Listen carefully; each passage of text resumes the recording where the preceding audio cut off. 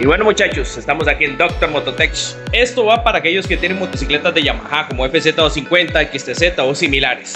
Cuando la motocicleta no les quiere arrancar porque se les descargó la batería, yo les voy a enseñar el paso a paso de qué hacer, cómo diagnosticar y cómo reparar tu motocicleta para que tal vez se puedas ahorrar un servicio técnico, ¿verdad?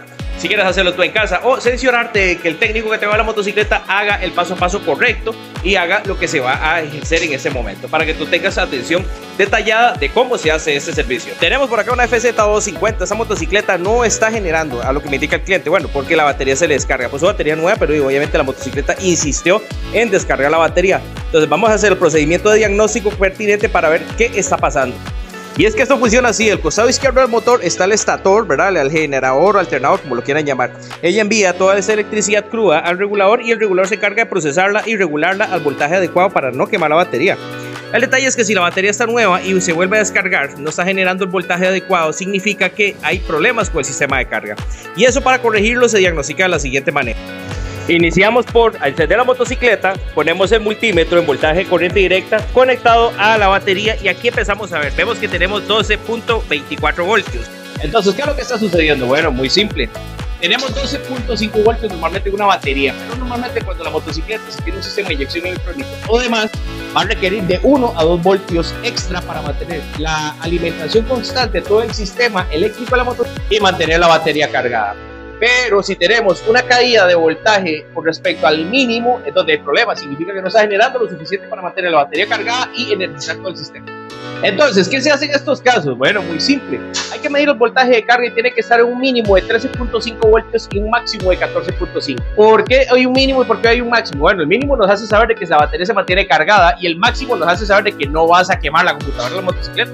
Entonces, con esa prueba nos damos cuenta si está generando o no tu motocicleta o si tu problema es la batería. Ahora, no está generando, vamos a ver qué procede después de que medimos la tensión de carga de la motocicleta para ver si el problema es el regulador o el estator. Y si es alguno de los dos, ver cómo se corrige.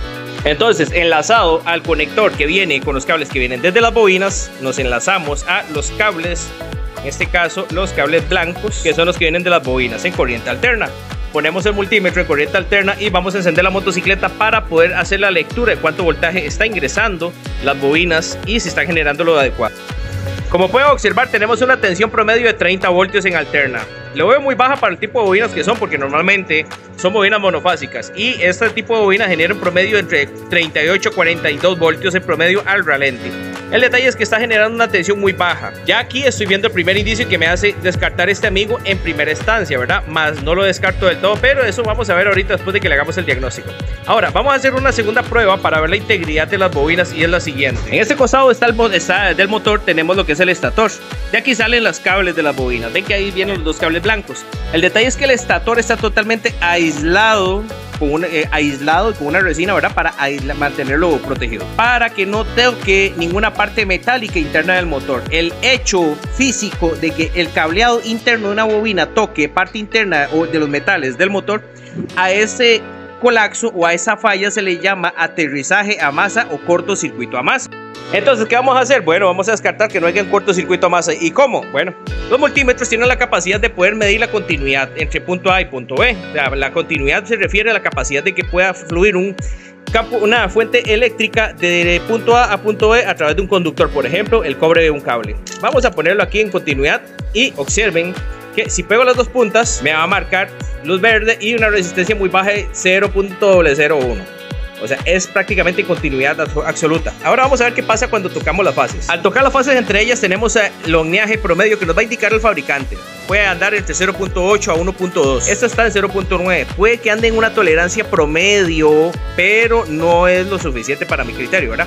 Basarme solo en el hecho del ohmiaje o la resistencia de las bobinas. ¿Qué vamos a hacer? Bueno, muy simple. Vamos a hacer lo siguiente y es, teniendo una de las bobinas, vamos a utilizar este otro y vamos a ver si hay continuidad a masa. A masa se refiere a negativo batería o chasis o cualquier parte metálica de la motocicleta. Y adivinen qué, tenemos una resistencia muy alta, por lo cual eso nos hace saber de que están aterrizadas a masa, están en cortocircuito a masa.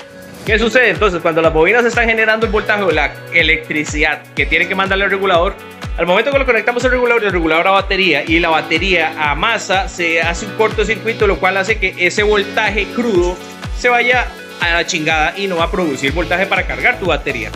Entonces, en este caso, ¿qué procede? Bueno, lamentablemente tenemos que bajar el estator, ver qué tan factible es repararlo o reemplazarlo. Si se puede reparar, pues obviamente lo reparo con materiales de mejor calidad que el original. Y si está muy dañado, definitivamente hay que reemplazar. Así que vamos a bajar esas bobinas a ver cómo se ven. Bueno, tenemos las bobinas ya aquí en el suelo y como podrán observar, vean qué belleza como está aquí esta zona totalmente tostada, quemada. Entonces ahora vamos a tener que llegar a desenrollarla porque está reparable. Se desenrolla y se le va a aplicar un enrollado nuevo y obviamente restaurar esa parte para ya volver a restaurar la motocicleta y entregársela al cliente con un rebobinado de mejor calidad. Así que vamos a ver cómo se hace ese proceso. Esta es la parte en la que vamos a hacer la desarmazón. Empezamos a soltar las líneas y empezamos a desenrollar poste por poste. Sale el primer poste, segundo poste y todos los postes. Quitamos el cobre de todos los postes. Ahora viene el lavado, ver que la integridad del aislante esté en perfectas condiciones, corregirlo si es necesario y empezar con el rebobinado o el rewind del estator.